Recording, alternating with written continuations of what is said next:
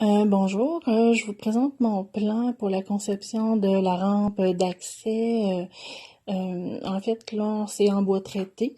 Puis la rampe, là, au niveau ici de la largeur, elle a 42 pouces. Je me suis basée là, pour les plans sur ce qu'on m'avait déjà proposé là, avec l'entrepreneur et la soumission là, pour la rampe en aluminium. Vu qu'on a un espace restreint, là, faut y aller avec ce qu'on a, puis pour avoir une pente aussi qui est convenable là, pour le fauteuil roulant. Donc, c'est ça. C'est ici 15 pieds de long pour la descente. Ensuite, on a une plateforme de 7 par 7. Ça paraît grand, mais c'est nécessaire parce que si on a affaire à tourner, puis ça prend quand même beaucoup d'espace. Là, on a fait des simulations en vrai là, pour voir qu'est-ce que ça donnait, puis c'est nécessaire.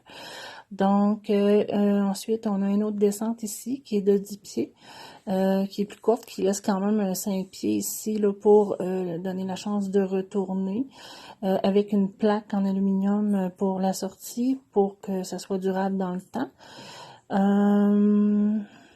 Donc, dans le fond, c'est ça. Ici, on voit un peu les rampes là qui vont être installées au point bleu ici et là. Ça, c'est les modèles qu'on a déjà, donc c'est pour ça qu'on a choisi ça, là. Puis c'est quand même abordable, là, chez Canac. Donc, ça explique un peu, en gros, là, le modèle. Ensuite de ça, j'ai ma petite liste de magasinage.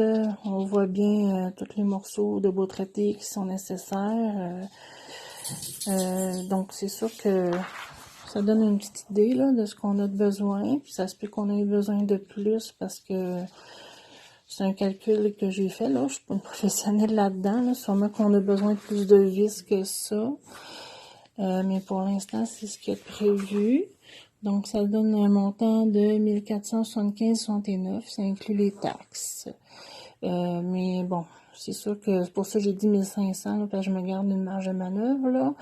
Mais c'est pas mal le prix là, pour les matériaux. Donc, je vous remercie d'avoir écouté la vidéo. Au revoir.